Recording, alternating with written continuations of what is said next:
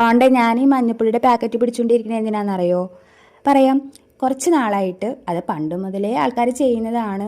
മഞ്ഞപ്പൊടിയും ചുണ്ണാമ്പും നാരങ്ങയൊക്കെ വെച്ച് ഒരു സംഭവം ഉണ്ടാക്കില്ലേ, അതന്നെ കുങ്കുമം എനിക്ക് ഉണ്ടാക്കി നോക്കാനുള്ള ഒരു ആഗ്രഹം കൊണ്ട് ഞാൻ കുറച്ച് പച്ചമഞ്ഞൾ കേട്ടോ, അതായത് ഇത് ഉണക്കിയതല്ല, ഉണക്കാതെ പൊടിച്ച പച്ചമഞ്ഞൾ ഒരു പാത്രത്തിലേക്ക് നമുക്ക് എത്ര ആവശ്യമുള്ളതെന്ന് വെച്ച് കഴിഞ്ഞാൽ അത്രയും നമ്മൾ അതിലേക്ക് ഇടാം കേട്ടോ. പിന്നെ അത് കഴിഞ്ഞ് വേണ്ടത് നാരങ്ങയാണ്. നാരങ്ങ എടുക്കാൻ നേരത്ത് കുരു കളഞ്ഞെടുക്കുന്നതായിരിക്കും എളുപ്പം, അല്ലെങ്കിൽ കുരു പിന്നെ അതിൻ്റെ അകത്ത് പറക്കി കളയേണ്ടി വരും. എന്നിട്ട് ആ നാരങ്ങ നീര് നമ്മൾ ആ മഞ്ഞപ്പൊടിയിലേക്ക് ഒഴിച്ചു കൊടുക്കാം കേട്ടോ. ആവശ്യത്തിനാണ് ഇതൊക്കെ വേണ്ടത്. അത് കഴിഞ്ഞിട്ട് വേണമെങ്കിൽ ഒന്നത് മിക്സാക്കാം. നനഞ്ഞ പാത്രം നനഞ്ഞതൊക്കെ ഒഴിവാക്കുന്നതായിരിക്കും നല്ലത്.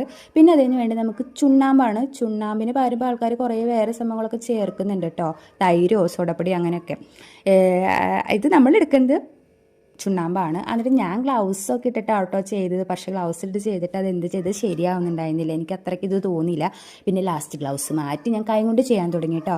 അപ്പോഴേക്കും ഒരു റെഡ് കളർ, നമുക്ക് അതിൻ്റെ പെട്ടെന്ന് തന്നെ ഒരു മാറ്റം നമുക്ക് കാണാൻ പറ്റും കേട്ടോ.